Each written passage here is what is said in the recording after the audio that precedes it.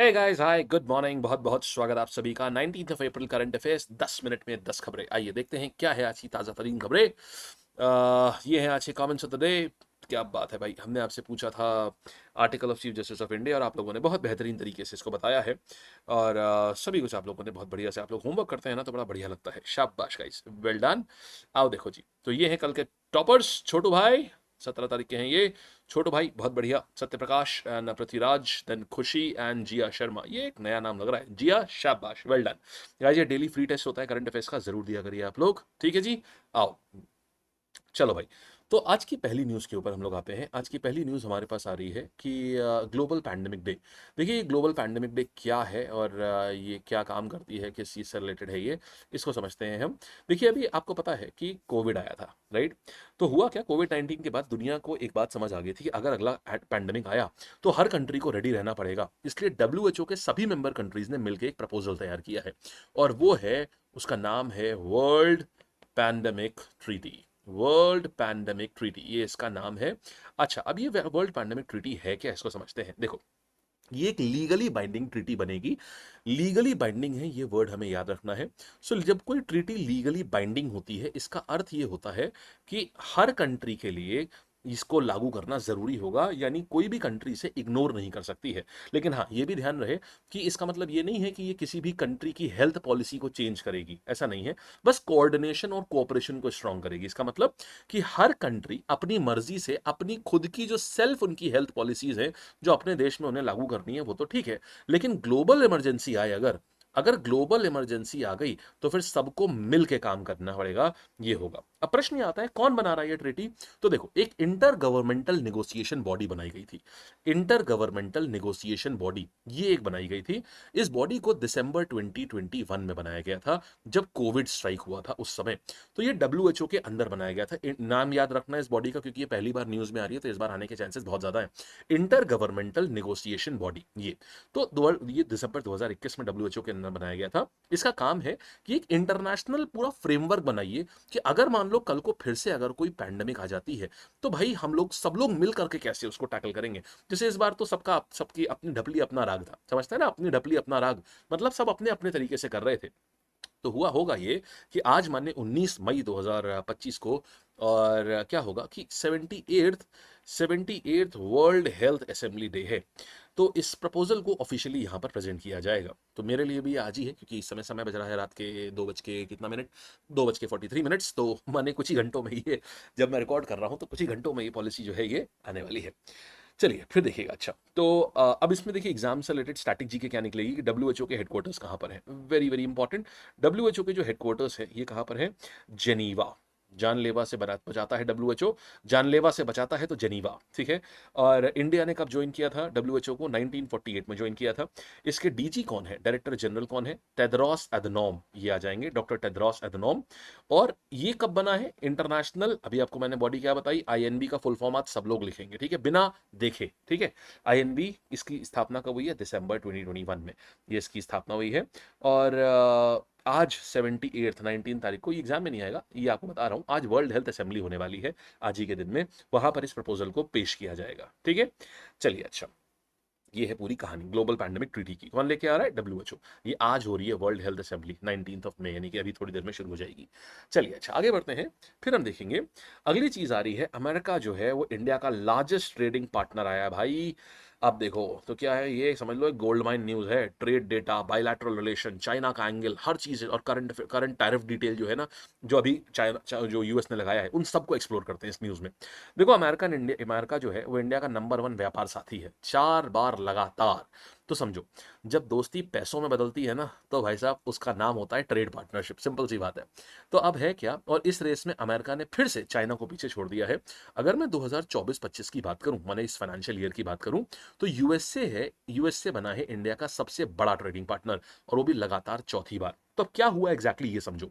तो हमने bilateral trade, जब मैं ये वर्ड यूज करूंगा तो इसका मतलब समझना, बाइलैटरल ट्रेड का मतलब क्या होता है भाई, कि दोनों तरफ की ट्रेड। फॉर एग्जाम्पल ऐसे समझो कि मैंने आपको 100 रुपए का कुछ बेचा मान लो, ठीक है, और आपसे, जैसे आपकी एक दुकान है, मैंने आपसे क्या किया, आपकी एक दुकान है, मैं वहां से, आप मान लो एक जनरल स्टोर है, तो मैं वहां से 1000 रुपए का मैंने क्या किया, सामान खरीदा, ठीक है, और आपने क्या किया, मान लो कि आपने बोला ठीक है, मान लो आपकी एक जनरल स्टोर की दुकान थी, मैंने वहां से 1000 रुपए का सामान खरीदा, आपने क्या किया, आपने एक मान लो 500 रुपए का कोर्स खरीदा, तो हमारा बाइलैटरल ट्रेड हमारा कितने का हो जाएगा, 1500 रुपए का बाइलैटरल ट्रेड हो गया, कि हम दोनों लोगों ने आपस में कितने रुपए का आदान प्रदान किया, उसको बोलते हैं बाइलैटरल ट्रेड। समझ गए? अच्छा, तो अब देखो हमने कितने का बाइलैटरल ट्रेड, हमने कितने का किया है समझना, हमने 131 बिलियन डॉलर, ये डेटा याद नहीं रखना है, बैंक वाले अगर आप हो तो याद रखना पड़ेगा, 131 बिलियन डॉलर का हमने ट्रेड किया, जिसमें से आपको बड़ी बात बताऊं, मोस्टली क्या होता है कि भाई हम ही ने खरीदा होगा सामान, है ना, हमसे यूएस से हमसे क्या ही खरीदेगा, लेकिन भाई मेरे, इसमें सिर्फ इंडिया ने जो सामान यूएसए को दिया है वो पता है कितने का है, अकेला वो लगभग लगभग इसका समझ लो कि 13 पंजे 65, 13 छंग 78, 65% के आसपास है, 65 क्या 70%, 86.5 बिलियन डॉलर्स का सिर्फ इंडिया ने सामान बेचा बेचा है, मतलब ये तो हमारे लिए बहुत बढ़िया बात है? तो इसका मतलब इंडिया का एक्सपोर्ट यूएसए में फुल फॉर्म में एकदम धड़ल्ले से चल रहा है। अच्छा, अब चाइना से रिलेशन की बात करते हैं। हमें ना पहले चाइना से हम सारा सामान खरीदते बेचते थे, तो हमारा इनका मतलब ट्रेड का मामला ना हमारा इनके संग काफी स्ट्रांग चला करता था। अब जरा इस एंगल को एक्सप्लोर करते हैं। चाइना से रिलेशन में क्या हुआ, हमारा देखो अभी इंडिया का ट्रेड डेफिसिट बहुत तगड़ा है, आपको बता दूं। चाइना चाइना से जो हमने इंपोर्ट किया है ना, मतलब हमने चाइना से, चाइना को हम अभी नहीं पीछे कर पा रहे हैं, सिर्फ इंपोर्ट इंपोर्ट हमने इनसे किया है 113 बिलियन डॉलर, मतलब हमने चाइना से सामान खरीदा है, ये मैं चाइना का एंगल बता रहा हूँ, 113 बिलियन डॉलर का सामान हमने खाली खरीदा खरीदा है। आपके मन में बात आ रही होगी यार बेचा कितने का है भाई फिर, यार दुख की बात है भाई, सिर्फ 15 बिलियन डॉलर चाइना हमसे लिया है, सिर्फ 15 बिलियन डॉलर का लगभग हमसे चाइना ने लिया है, और बाकी 113 बिलियन डॉलर ना हम ही ने उनके करे, समझे? तो इससे देखो, इससे क्या हुआ, एक्सपोर्ट यूएसए से बढ़ रहा है, लेकिन इंपोर्ट चाइना से भी बढ़ रहा है, और इससे हमारा डेफिसिट डीप हो रहा है। डेफिसिट मतलब समझते हो क्या होता है, कि भाई साहब देखिए समझिए, कि अगर मैंने आपसे सामान लिया 1000 रुपए का, लेकिन आपको मैंने बेचा 2500 रुपए का सामान, तो मेरा डेफिसिट है 500 रुपए का, मेरा, लेकिन आपका क्या है, आपका सरप्लस है 500 रुपए का, क्योंकि आपने मुझसे ज्यादा पैसा ले लिया। मैंने जब आपने मुझे 1000 रुपए का सामान बेचा तो आपने मुझसे ज्यादा पैसा, तो आपका वो बना सरप्लस, मेरा बना डेफिसिट। इसी प्रकार से ट्रेड भी चलते हैं। इकोनॉमिक्स अगर आपने मेरे से पढ़ी हुई है, या अगर नहीं भी पढ़ी है तो अभी पढ़ाऊंगा यार आगे, अभी जैसे जैसे नोटिफिकेशन रिलीज होती जाएगी ना, एक से एक बेहतरीन चीजें हम लोग पढ़ेंगे, और ऐसा कॉन्सेप्ट खोल के रखूंगा ना आपके सामने कि आपको लगेगा भाई वाह, काश हमारे स्कूल में आप आ गए होते, तो कसम से अगले जो एस्ट्रोनॉट हैं वो हम ही होते। देखो अगले जो इसरो के सीधे चेयरमैन है ना, अब नासा वासा अपन नहीं बोलेंगे, सीधे इसरो बोलेंगे, अगले सीधे साइंटिस्ट हम ही बनते। देखो भाई, तो यहां पे क्या होता है, तो अगर हम बात करें चाइना से, देखो हमारा डेफिसिट है, क्यों, हमने इतना ज्यादा, हमने लगभग 99 बिलियन डॉलर का डेफिसिट है, डेफिसिट समझ गए, इसको ट्रेड डेफिसिट बोलते हैं। अच्छा, अब जरा टैरिफ का सीन समझते हैं। अभी हाल ही में टैरिफ का रेसिप्रोकल डील हुआ, इसका इंपैक्ट क्या होगा भाई। रिसेंटली देखो यूएसए ने इंडिया पे कुछ एक्सपोर्ट पर टैरिफ हटा दिए, जैसे स्टील और एनिमल पे जो एल्यूमिनियम पे जो रेस्ट्रिक्शन लगाए थे ना, उसे रिलैक्स कर दिए। इलेक्ट्रॉनिक गारमेंट्स हम बहुत भेजते हैं, एग्रीकल्चरल प्रोडक्ट्स, इन पे भी कम कर दिया। इन रिटर्न इंडिया ने भी क्या किया, थोड़े से यूएस के गुड्स के ऊपर ड्यूटी कम करी है। इसका इंपैक्ट क्या होगा, देखो इंडिया का एक्सपोर्ट सही बताऊं तो और बढ़ेगा अभी, क्यों, अब हम दवाइयां ज्यादा इनको बेचेंगे, फार्मा, क्योंकि इनके पास ये मेडिसिन, देखो इंडिया जितने सस्ते में मेडिसिन बना पाता है ना, यूएसए कभी सोच भी नहीं सकता, हमारी मैन पावर सस्ती है इसलिए। दूसरा, हम इतना टेक्सटाइल बना देते हैं कि टेक्सटाइल का एक्सपोर्ट हमारा और बढ़ेगा अभी इनसे। तो ट्रेड वॉल्यूम जो है, हमने यूएसए के संग इंडिया ने टारगेट रखा हुआ था 150 बिलियन डॉलर का इस फाइनेंशियल ईयर में, वो पूरा होता हुआ दिख रहा है, क्योंकि देखो हम ऑलरेडी 131 के ऊपर है, समझ रहे हैं। लेकिन हाँ, एक प्रॉब्लम ये है कि चाइना का इंपोर्ट लगातार बढ़ रहा है, तो ट्रेड इम्बैलेंस जो है इसे हमें संभालना होगा। ठीक, तो एग्जाम में क्या आएगा कि बताओ इंडिया का सबसे बड़ा ट्रेडिंग पार्टनर कौन सा है, तो आप यूएस से आंसर करोगे इसको। ठीक, चलिए, अच्छा अच्छा, इसके बाद ये बताना इंडिया का सबसे बड़ा ट्रेड डेफिसिट किस कंट्री के साथ है। इकोनॉमिक्स में देखो ऐसे सवाल आते हैं कि बताओ सबसे बड़ा ट्रेड डेफिसिट किसके साथ है, तो ये करंट प्लस इकोनॉमिक्स रिलेट हो गया। हमेशा न्यूज को इस एंगल से पढ़ो कि आपके सब्जेक्ट से वो कैसे रिलेट हो रही है। तो चाइना के साथ हमारा सबसे बड़ा ट्रेड डेफिसिट है, और ध्यान रखना एग्जाम में क्वेश्चन ध्यान से पढ़ना, अगर बोले सबसे बड़ा ट्रेड डेफिसिट किसके पास है, तो मैंने आपको डेफिसिट अभी इस एग्जाम्पल से समझाया, तो ये हो जाएगा। अगर बोले सबसे ज्यादा ट्रेड हमारा बायलैटरल ट्रेड किसके साथ में है, तो वो ये है, बायलैटरल ट्रेड हमने आपको अभी इस एग्जाम्पल से समझाया। ठीक है, चलो आगे बढ़े, आओ। तो एक लाइन में अगर बोलूँ तो एक लाइन में अगर अपने को वाइब करना हो तो क्या बोलेंगे, एक तरफ यूएसए के साथ दोस्ती बढ़ रही है और दूसरी तरफ चाइना से लेने के लिए पैसा और भी ज्यादा जा रहा है। समझ गए ना, बस ये वाली कहानी है। अब देखो, अच्छा तो ये पूरी कहानी है जो हमने अभी आपको संक्षेप में, संक्षेप तो नहीं विस्तार में समझाई है। आगे बढ़ना, ये सब नंबर्स आपके काम के नहीं है, ठीक है, ये नंबर्स मतलब मुश्किल ही है। एक सबसे बड़ा नंबर याद कर लो बस, यूएसए के साथ में ट्रेड कितना है, मोटा मोटा $131 बिलियन याद कर लो बस। फिर देखो, अच्छा आते हैं जस्टिस कुरियन जोसेफ कमेटी। अब यहाँ पर यार ना मैं आपको पूरा वो करूंगा, काफी ज्यादा उससे बताऊंगा अभी आपको। जस्टिस कुरियन जोसेफ वाला थोड़ा इस पॉलिटी का ना, इसमें काफी बड़ा योगदान आएगा, तो थोड़ा सा टाइम लगेगा, लेकिन ध्यान से सुनना इसको। देखो हुआ क्या अभी, जस्टिस कुरियन जोसेफ कमेटी अभी बनाई गई, ये तमिलनाडु को एक और नया फेडरल पुश दे रहा है। किसने बनाई है ये, किस राज्य ने, ये तमिलनाडु ने बनाई है। अब समझो होगा क्या यहाँ पर, गेम क्या हो रहा है। देखो अभी लेटेस्ट अपडेट क्या है कि तमिलनाडु के सीएम कौन है, सीएम बताना जल्दी से कौन है, कमेंट सेक्शन में जल्दी जल्दी टाइप किया करो। ये है, अरे भाई साहब ये बताओ, मेरे आपके पास सुबह 7:15 पे इतनी एनर्जी रखो, मेरे पास रात के 2:30 बजे भी इतनी एनर्जी है, ठीक है। अब अभी कैमरा नहीं खोल सकता क्योंकि यार बड़ा अजीब सी अभी शक्लो सूरत है, तो इसलिए अभी कैमरा नहीं खोल सकता, लेकिन खोल ही देता हूँ यार, अभी क्या ये बताऊँ। चलो ये देखो, तो हेलो जी, हाय, ठीक। तो देखो यार, हमारे अंदर अगर इतनी, अरे भाई चश्मा भूल गए मेरे को अभी देखा सामने चश्मा नहीं है। तो यार देखो, कहानी ये है कि अगर हमारे अंदर रात में 2:45 पे इतनी एनर्जी है, तो आपके पास तो 2:30 पे है, तो आप तो मतलब और एनर्जी से लगी एकदम। तो चलिए अब कंटिन्यू करते हैं न्यूज़ को। तो देखिएगा कहानी क्या है कि अभी हाल ही में ये तमिलनाडु के सीएम साहब कौन है, तमिलनाडु के सीएम साहब है एम के स्टालिन, ठीक है। इन्होंने क्या किया ये समझते हैं, डिटेल में समझेंगे। तो तमिलनाडु के सीएम एम के स्टालिन साहब हैं, इन्होंने एक हाई लेवल कमेटी बनाई है जिसका नाम है जस्टिस कुरियन जोसेफ कमेटी। प्रश्न ये उठता है कि भाई उद्देश्य क्या है, क्यों बनाई। सेंटर स्टेट रिलेशन को रिव्यू करने के लिए। क्यों रिव्यू कर रहे हैं कि इंडियन स्टेट्स के कॉन्स्टिट्यूशनल राइट्स जो हैं, उनका कहना है कि भाई ये एनक्रोच हो रहे हैं और उनके जो हक है ना उनको बचा के रखा जाए। तो ये कहानी आती है। तो तमिलनाडु और सेंट्रल गवर्नमेंट, जैसे बीजेपी है इस समय सेंटर में, तो उनका डिस्प्यूट चलता रहता है, तो उसका रेजोल्यूशन कैसे ढूंढा जाए। अब बात आती है जस्टिस कुरियन जोसेफ, जोसेफ कौन है, ये सुप्रीम कोर्ट के फॉर्मर जस्टिस है, ये सुप्रीम कोर्ट के जज है, फॉर्मर सुप्रीम कोर्ट जज का नाम है कुरियन जोसेफ। अच्छा, ये अपने प्रोग्रेसिव जजमेंट के लिए फेमस है और साथ ही में ये इसके लिए भी जाने जाते हैं कि ये बड़ा फेयर पर्सपेक्टिव रखते हैं, ये चीज है। अब प्रश्न उठता है कि सर ये सब ठीक है, ये हो रहा है, लेकिन मुझे आप कंटेक्स्ट बताइए। देखो बिना कंटेक्स्ट के कहानी सुनने में कोई मजा नहीं है। अब कहानी सुनो। देखो तमिलनाडु और मोदी गवर्नमेंट जो है, इनके बीच काफी क्लैशेस हो रहे हैं इस समय। क्यों, एक तो लैंग्वेज पॉलिसी, भारत सरकार कह रही है कि भाई थोड़ा लैंग्वेज, ये 3 लैंग्वेज फॉर्मूला पे जाओ, हिंदी इंग्लिश रखो, साथ में मदर टंग का हो। वो कह रहे हैं हिंदी क्यों करनी है भाई। दूसरा नीट एग्जाम, वो कह रहे हैं कि साहब हम आपका नीट एग्जाम वाली चीज हम नहीं मानेंगे वहां पर। फिर वो जीएसटी के शेयर को लेकर के भी कह रहे हैं भाई आप ये जीएसटी का जो हमें शेयर देते हैं वो गलत है। फिर वो कह रहे हैं कि केंद्र सरकार इतना क्यों इंटरफेयर करती है, गवर्नमेंट का इंटरफेरेंस इतना ज्यादा क्यों आ रहा है। तो अब ये कमिटी जो है एक पॉलिटिकल और कॉन्स्टिट्यूशनल स्ट्रैटेजी है बेसिकली, कि जो फेडरल स्ट्रक्चर है कि भाई केंद्र है लेकिन राज्य भी अपने पावर है उसकी, उसको और मजबूत बनाना इनका पावर है, ठीक है। ये बात समझ आ गई आपको बढ़िया से। अच्छा, अच्छा अब ना, अब थोड़ा सा हम इंपॉर्टेंट बात आपको बताने जा रहे हैं। अब क्या है कि इसके साथ साथ देखो ये तो हो गया, लेकिन इंडियन पॉलिटी के आपको बहुत सारी न्यूज यहां से तुरंत निकल करके आ जाती है। हमने बोला ना हर करंट अफेयर्स की न्यूज को ऐसे पढ़ो कि आपके सब्जेक्ट से कैसे रिलेटेड है ये समझो। देखो अब आती है इस बार, अब एग्जाम में 100% मैं आपको बता रहा हूं कि इस बार आपसे ये जरूर पूछेगा सेंटर स्टेट रिलेशन की जो कमिटीज हैं। तो अब हम आपको एक लाइन में सारी कमिटीज बताते हैं पहले, और किसने क्या किया ये भी बताते हैं, ध्यान से सुनना। तो सबसे पहले आई थी सरदार सरन सिंह कमेटी। सरन सिंह कमेटी 1969 में आई थी, इसके हेड थे सरदार सरन सिंह। इशू क्या था, सेंटर और स्टेट के बीच में जो कन्फ्लिक्ट हो रहे हैं ना, इन कन्फ्लिक्ट को सही करने का था। सजेशन क्या दिए कि देखो ऐसा है, ऑल इंडिया सर्विसेज जो होती है ना, इनमें स्टेट्स को ज्यादा राइट मिले। अब ऑल इंडिया सर्विसेज कौन सी होती हैं, जैसे आईएएस हो गया है, आईपीएस हो गया, ठीक है, इस तरीके से इंडियन फॉरेस्ट सर्विस हो गई, ये, तो इनके अंदर ना ज्यादा हक मिले। ऑल इंडिया सर्विस वो होती है जिसको रिक्रूटमेंट तो केंद्र सरकार करती है, लेकिन वो सर्व करने के लिए राज्य सरकारों के पास जाते हैं। तो राज्य सरकारों को कोई से ही नहीं है उसमें कि उनके पास कौन सा ऑफिसर आएगा या उन्होंने किस प्रकार का व्यक्ति चाहिए। अब जैसे देखो कई बार क्या होगा, तमिलनाडु में कौन से ऑफिसर होंगे, हो सकता है तमिलनाडु में उत्तर प्रदेश के ऑफिसर आ जाए, अब उनको वो लैंग्वेज ही नहीं आती तो वो कैसे सॉल्व करेंगे। तो ये कंसिस्टेंट इशू बना रहता है ये वाला।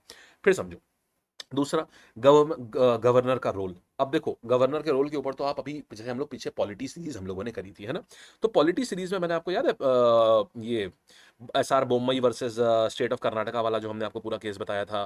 फिर ये नेम्बई जो नाम था अरुणाचल प्रदेश वाले गवर्नर का, उनका केस बताया था। तो गवर्नर का जो सीन है ना उसको थोड़ा सा सॉल्व करना, ये था।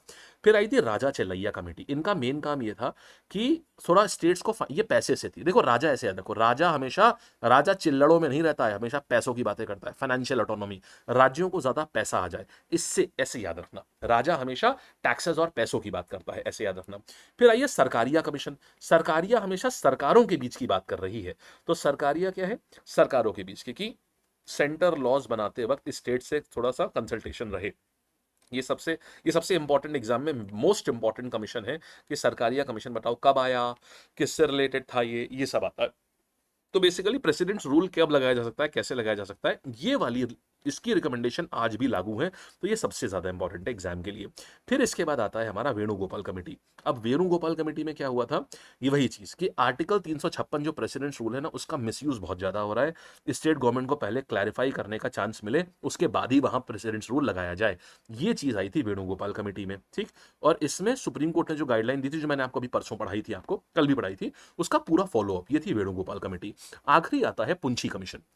देखो एमएम पुंछी कमीशन। अब इसमें क्या था कि गवर्नर का जो टेन्योर है ना वो क्लियरली 5 साल ही हो, ये पुंछी कमीशन ने बोला था। और आर्टिकल 356 जो है ना वो एक्सट्रीम केसेस में ही लागू हो, और उसके बाद इंटर स्टेट काउंसिल जो है उसको एक्टिवेट करने की बात बोली गई थी। तो माने कोऑपरेटिव फेडरलिज्म वाली बात यहां पे आई थी, ये पुंछी कमीशन है। तो इतने कमीशन आप जान गए ना तो काम खत्म, समझ लो। तो सरकारिया कमीशन किस बेसिस पर बना था, सेंटर स्टेट रिलेशन पे। आर्टिकल 356 पर किस कमेटी ने सजेशन दिए थे, सरकारिया, वेणुगोपाल, पुंछी, इन तीनों ने। ये बहुत इंपॉर्टेंट है, एग्जाम में ये पूछ सकता है कि बताओ आर्टिकल 356 से इनमें से कौन सा कमीशन रिलेटेड नहीं है। सरकारिया भी है, वेणुगोपाल भी है और पुंछी भी है, और इसके बाद एक कमीशन और दे देगा, वही आपका आंसर होगा। बहुत प्यारा सवाल बनेगा ये वाला।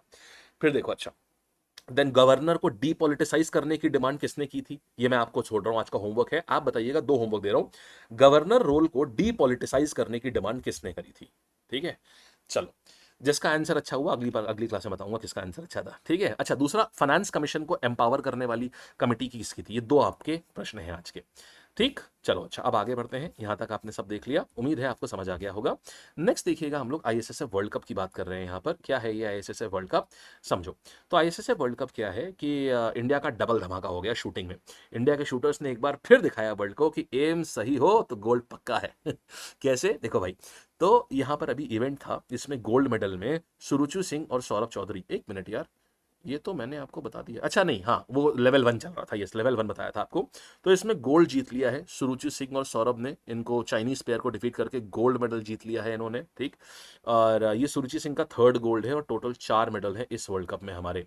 फिर ब्रॉन्ज मेडल में किसने जीता, मनु भाकर और रविंदर सिंह, इन्होंने ब्रॉन्ज मेडल जीता है आईएसएसएफ वर्ल्ड कप। बिल्कुल बहुत इंपॉर्टेंट है। कहाँ हो रहा था, एग्जाम में पूछेगा, लीमा पेरू में हो रहा था, ठीक। और गोल्ड किसने जीता, सुरुचि और सौरभ ने, और ब्रॉन्ज किसने जीता, मनु भाकर और रविंदर ने, ठीक। चलिए आगे बढ़ते हैं। फिर देखिएगा, ओलंपिक सिल्वर मेडलिस्ट, हाँ जी, अब देखो यहां पर आते हैं। देखो यार, तो मीराबाई चानू जो है, इनका नाम तो आपने सुना ही हुआ है एकदम बढ़िया से। और अब देखो हुआ क्या, ओलंपिक में सिल्वर मेडल जीत चुकी हैं मीराबाई चानू। इनको चेयरपर्सन बना दिया गया है एथलेटिक्स कमेटी ऑफ IWLF का। ये क्या है, इंडियन वेट लिफ्टिंग फेडरेशन का इनको चेयरपर्सन बना दिया गया है। आपको ये बताता हूँ कि मीराबाई चानू जो है, ये पहली इंडियन वेट लिफ्टर थी जिन्होंने टोक्यो 2020 ओलंपिक्स में, आज तक कभी कोई सिल्वर मेडल नहीं जीता था, टोक्यो 2020 में ये सिल्वर मेडल जीती थी ये। और साथ ही ये पहली इंडियन है जिन्होंने वर्ल्ड वेट लिफ्टिंग चैंपियनशिप 2017 में यूएसए में हुई थी, उसमें गोल्ड जीता था। इंपॉर्टेंट है, इस बार ये वाली चैंपियनशिप आ सकती है कि बताइएगा 2017 में, सुनना आप लोग परेशान हो जाते हो, अरे इतना पुराना करंट अफेयर्स कैसे पूछा, नहीं रे भाई, इसको रिलेट करके पढ़ा जाता है। जैसे अब ये बनी है ना, तो इनके जो सबसे तगड़े अचीवमेंट है वो आपको पढ़ने होते हैं। अब आप लोग उस चीज को नहीं ढूंढ पाते हैं, इसीलिए उसी जगह पर हम आते हैं। देखो, क्योंकि होता क्या है, हम इतने साल से पढ़ा रहे हैं तो हमें याद होता है, अरे यार मीराबाई चानू ने तो ऐसा कुछ खास काम किया था, तो वहां से आ जाता है कि हाँ यार ये भी एग्जाम में पूछता है। और एग्जामिनर मान के चलो यार, सिंपल सी बात है, देखो भाई बता दूं, एग्जामिनर भी ये क्लास देखता है, ये बात हम रिपीटेडली बोल रहे हैं। तो आपको ये चीजें मिलेंगी। तो first Indian to win gold at world weightlifting championship, भाई ये यूएसए में हुई थी, तो इन्होंने ही, मीराबाई चानू ने ही गोल्ड जीता था इसमें। ओलंपिक में गोल्ड नहीं आया अभी, यहाँ पर वर्ल्ड वेट लिफ्टिंग चैंपियनशिप में गोल्ड आया है और ओलंपिक्स में सिल्वर आया है, ठीक है। चलिए, अच्छा, फिर इसके बाद वाइस चेयरपर्सन कौन बने हैं, एस सतीश कुमार। ये वाइस चेयरमैन बने हैं, ये एस सतीश कुमार। अच्छा चलो भाई, यहां तक आ गया ना बढ़िया से। अच्छा, मीराबाई चानू कहाँ से आती हैं, मणिपुर से आती हैं, ठीक है। कौन सी कैटेगरी में खेलती हैं? मोस्टली 49 केजी में ये खेलती हैं। ये पूछ लिया था एक बार एसएससी सीजीएल में 2000 लगभग 21 या 22 में मेंस में, कि बताओ कौन सी कैटेगरी में बॉक्सिंग खेलते हैं, एक पर्टिकुलर व्यक्ति का पूछा था। तो ये 49 केजी में खेलती हैं। ये पहली इंडियन महिलाएं जिन्होंने ओलंपिक सिल्वर जीता इन्होंने। ठीक, अच्छा, फिर आगे बढ़ते हैं। यहाँ तक देख लिया। अब देखो यहाँ पर IISR सूर्या। अब ये क्या है यार? कुछ नहीं भाई, ये क्या है, ये Indian institute of spice research ने हल्दी के लिए एक नई वैरायटी लॉन्च की है। नाम है इसका सूर्या। खास क्या बनाती है देखो, ये स्पेशली डेवलप्ड है जो मसाला इंडस्ट्री है ना उसके लिए। इसमें है क्या कि जो लोकल हेल्दी वैरायटी होती है ना, उससे 20 से 30% ज़्यादा आउटपुट देंगी। मतलब जो कमर्शियल स्केल का कल्टीवेशन है ना, तो उस अगर आप पेड़ लगाते हो, तो पेड़ लगाने में जैसे मान लो अभी तक 100 किलो अगर हल्दी होती थी, तो अब ये वाली जो है IISS, ये कमर्शियल के लिए डेवलप करी गई है। अब उसी उतने ही एरिया में 120 से 130 किलो ये पैदा हो जाएगी।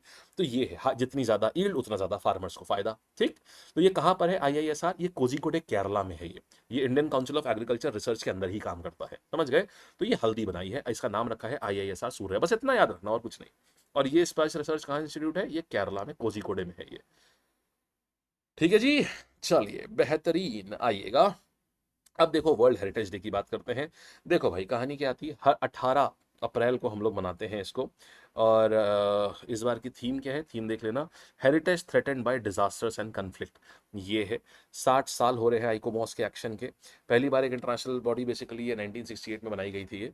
तो अब ये है कि ये बेसिकली जितनी भी हेरिटेज प्लेसेस होती है ना, उनको बचा के रखती है। एक नजर डाल लो, नॉट दैट समथिंग की बहुत ही ज्यादा खास न्यूज है ये। ठीक, अब आओ सवाल जवाब पे आते हैं। बढ़िया लगे सारी न्यूज? ठीक है, अब देखिएगा यहाँ पर आते हैं। टेलीग्राम देखिएगा, ये सब लोग ज्वाइन जरूर कर लीजिएगा। अब आते हैं हम यहाँ पर। भाई वर्ल्ड पैंडेमिक ट्रीटी जो है भी प्रपोज करी गई, किसकी लीडरशिप में? भाई ये आती है, जल्दी जल्दी से बताओ, जल्दी जल्दी से। ये WHO के उसमें, राइट। फिर देखो अभी कौन सा इंडिया का लार्जेस्ट ट्रेडिंग पार्टनर कौन है? ट्रेडिंग पार्टनर, बायलैटरल ट्रेड जहां हो रही है। Come on quick everyone, come on answer. America. फिर देखो chairperson the recently constituted high level committee to review the central state relations in India is, ये क्या आ जाएंगे? Justice Sarkaria Joseph Punchhi Ramana.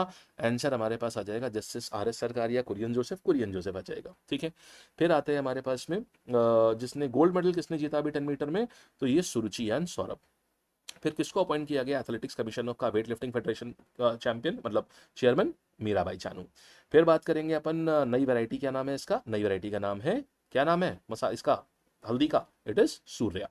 Then world heritage day कब मनाते हैं? तो बेसिकली ये जो है ये कौन सी चीज़ बनाएगी आप, ये तो होमवर्क छोड़ूंगा आपके लिए, ताकि आप नोट्स पढ़ें कम से कम। ठीक है, चलो अब तक मुझे उम्मीद है आप लोगों ने ये टेस्ट भी आप लोग देते होंगे, जरूर से देते रहना। ये आपका पूरा मंथली करंट अफेयर्स है, पूरा जैन का एक में, फेब का एक में, मार्च का एक में।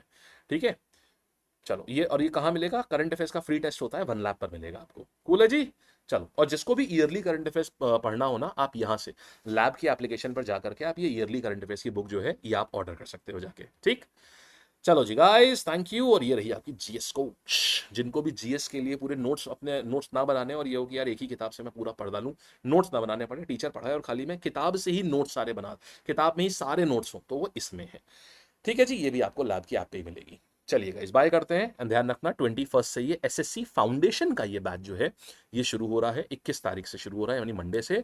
जीरो लेवल से बिल्कुल बिगिनर लेवल से आप चाहते हो कि आपका कंप्लीट सिलेबस कवरेज हो, एक एक चीज की अंडरस्टैंडिंग करते हुए, और एक बार में आप एग्जाम निकालो। आपको बिल्कुल कंटेंट कहीं ढूंढना ना पड़े कि हर कंटेंट के लिए इधर उधर भटक रहे हैं। कभी मैथ्स अधूरी है, कभी पता चला साइंस अधूरी है, कभी स्टैटिक अधूरा है, इन कभी रीजनिंग में कुछ प्रॉब्लम है, कभी इंग्लिश की वोकैब जो आई एग्जाम में वो नहीं कर पाए, उन सब का सोल्यूशन इसमें है। ठीक है, चलिए अच्छा, तो बाय बाय करते हैं guys, tata, take care, all the best. और इन सब के लिए आपका कोड है LAB लैब, राइट। चलो, thank you, bye, take care. PDF कहाँ मिलेगी आप देख लो। बहुत अच्छा लगा आपसे बात करके, आप लोगों को पढ़ा करके। थोड़ा सा करंट अफेयर लंबा हो गया, माफ कीजिएगा। लेकिन देखो, आप लोग मुझसे कई बार बोलते हो कि सर कभी आप कहते हो सर 1 घंटे का ले लो, कभी आप लोग कहते हो नहीं सर ये फॉर्मेट बहुत अच्छा है। समझो भाई, कभी आपको करंट अफेयर 12 मिनट का मिलेगा, कभी 22 मिनट का मिलेगा, कभी ऑन एन एवरेज 14 से 16 मिनट का मिलेगा। जब जब जैसी न्यूज होगी ना, जहां हमें लगता है कि यार यहां से बहुत सारे सवाल बनेंगे, तो हम अकॉर्डिंगली अपने हिसाब से उसको बड़ा कर लेंगे। ट्रस्ट मी, इससे बेहतर करंट अफेयर्स नहीं हो सकते। एंड व्हेन आई से दिस, मैं समझ लीजिए अपनी शिद्दत से कह रहा हूं, कि जो अपना प्रोफेशनल शिद्दत है ना मेरी, उससे कह रहा हूँ कि हमारे लिए ना ये बहुत ही, मतलब हमारी जान बसती है इसमें। ये बहुत प्यारी चीज़ है। इसलिए बिल्कुल बस जितना पढ़ा दूँ ना, बस उसको पढ़ते जाना, और डेली जो PDF देता हूँ उसको ज़रूर देखना, वो बहुत काम की चीज़ होती है। ठीक है जी guys, thank you so much, bye bye, tata, take care. और मस्त रहिए, जबरदस्त रहिए और ऐसे ही हंसते खेलते रहिए। और फिर मिलते हैं हम लोग आज सुबह 9 बजे, ठीक है जी। आज ध्यान रखना सब लोग 9 बजे आओगे, क्यों? क्योंकि आज सुबह 9 बजे पूरा एक हफ्ते की पॉलिटी का पूरा, इनफैक्ट पॉलिटी हमारी कल खत्म हो गई ना, 19 क्लासेस हमने करी पॉलिटी की। अब उसका पूरा रिविजन जो है आज सुबह 9 बजे, सब लोग आना, बहुत मजा आएगा, ठीक है। चलो, thank you, bye, take care, all the best.